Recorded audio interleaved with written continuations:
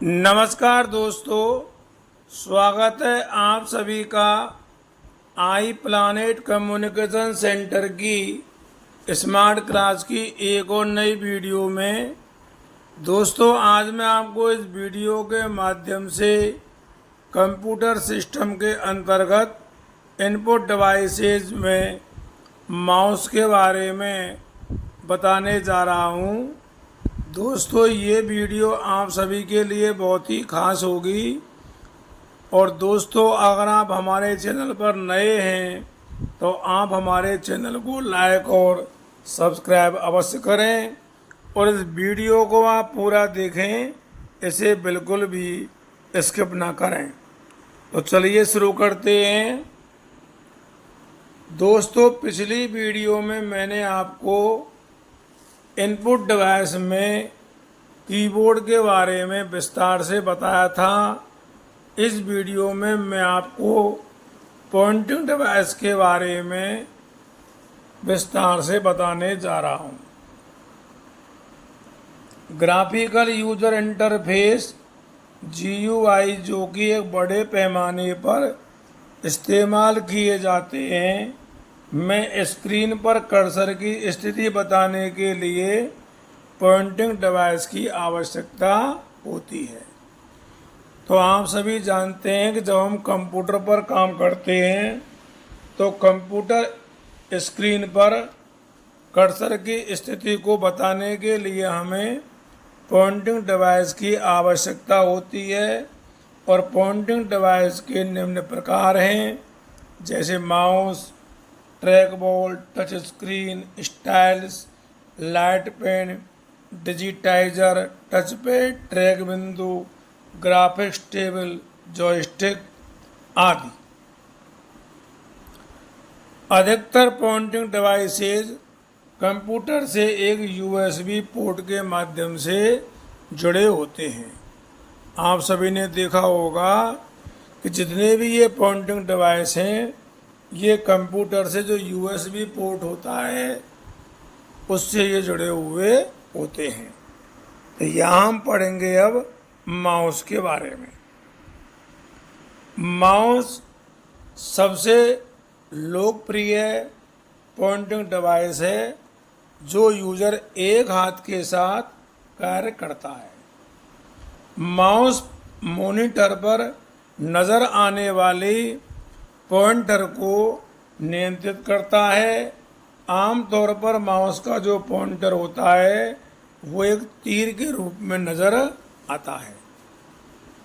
आपने देखा होगा माउस का पॉइंटर आमतौर पर तीर के रूप में होता है, जबकि एप्लीकेशन के आधार पर इसका जो आकार है वो बदला जा सकता है।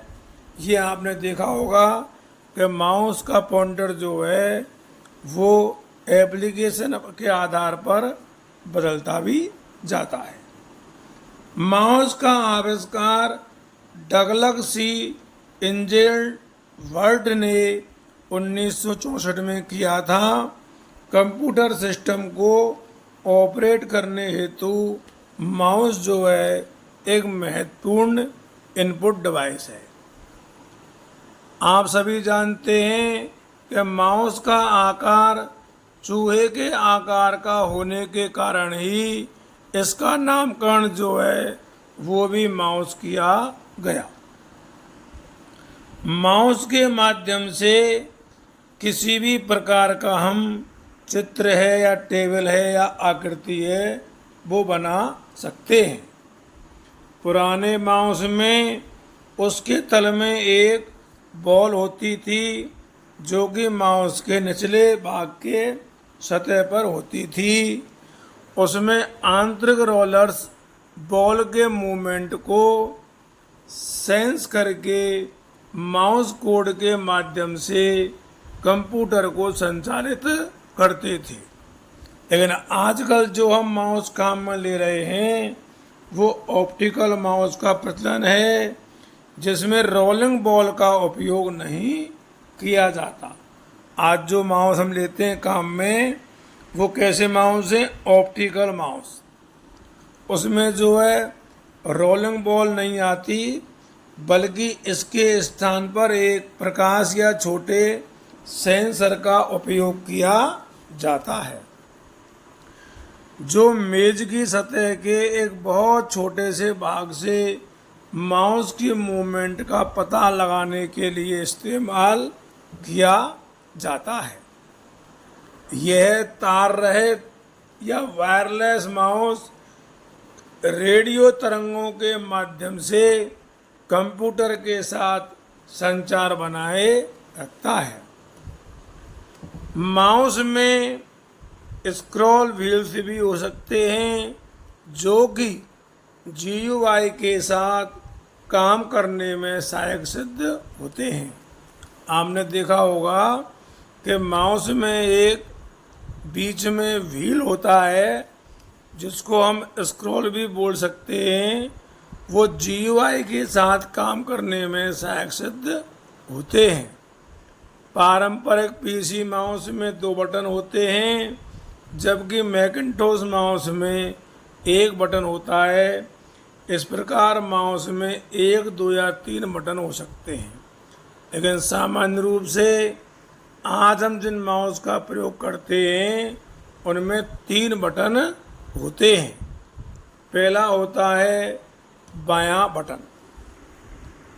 तो अब ध्यान से देखिए, बायां बटन के बारे में क्लिक करना, डबल क्लिक करना, पॉइंट एंड ड्रॉ आदि कार्यों को करने हेतु यह बटन माउस के बाएं ओर स्थित होता है। अगला है दायां बटन, जिसको हम राइट बटन भी कहते हैं। यह बटन माउस के दाएं ओर स्थित होता है तथा किसी भी ऑब्जेक्ट की प्रॉपर्टीज को एक्सेस करने हेतु या डायलॉग बॉक्स खोलने हेतु प्रयुक्त होता है। दायां बटन जो है ये प्रॉपर्टीज को एक्सेस करने हेतु या डायलॉग बॉक्स खोलने हेतु प्रयुक्त होता है। अगला देखिए मध्य बटन। ये आपने सबने देखा होगा, बीच में जो होता है स्क्रॉल बार। इस बटन का प्रयोग किसी डॉक्यूमेंट एवं वेब पेज को ऊपर नीचे करने हेतु किया जाता है। वर्तमान में प्रयुक्त माउस में यह बटन एक व्हील के रूप में होता है, जिसके हम स्क्रॉल बटन भी कहते हैं। स्क्रॉल बटन को घुमाकर किसी वेब पेज या डॉक्यूमेंट को अप डाउन या ऊपर नीचे भी किया जा सकता है। अब माउस के और देखो महत्वपूर्ण कार्य कौन कौन से हैं। उनमें आता है सबसे पहले पॉइंटिंग। जब हम माउस को इधर उधर खिसका करके माउस पॉइंटर को अपने डेस्कटॉप के किसी भी आइकन पर लाते हैं तो इसे पॉइंट करना कहा जाता है, और वैसे हम इसे पॉइंटिंग भी कहते हैं। इसके बाद अगला देखिए क्लिकिंग। जब हम माउस पॉइंटर को किसी आइकन पर या प्रोग्राम पर लाकर माउस के बाएं बटन को एक बार दबाकर छोड़ देते हैं तो इस क्रिया को क्लिक करना कहा जाता है। हम जानते हैं कि हम माउस से क्लिक भी करते हैं। अब डबल क्लिकिंग देखिए।